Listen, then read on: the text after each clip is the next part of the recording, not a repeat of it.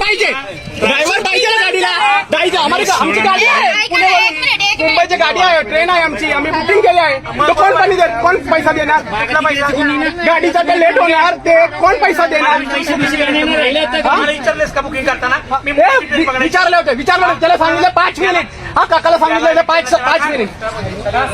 तुम्ही सांगितलं होते ना 5 मिनिट. काय खाली आहे?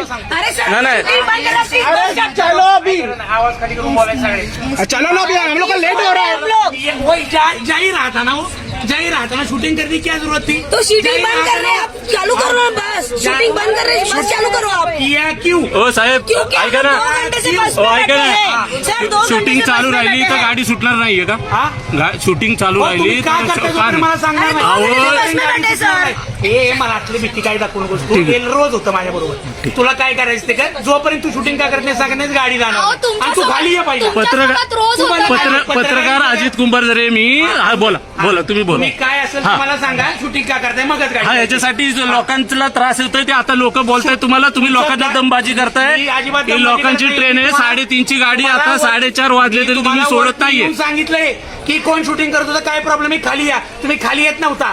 नावाला पत्रकार लावलं म्हणजे तुम्ही लोकांना ब्लॅकमेल करायला तयार झाला का? हे हा? बघा. स्वतःच्या नावाच्या एवढं पत्रकार लावलं बोल- तुम्ही अधिकारी त्यांना ब्लॅकमेल करण्यासाठी हे चालू धंदे नाही, केले ऐका ना, तुम्ही का? बोलले ना. पत्रकार आहेत आमच्याकडे.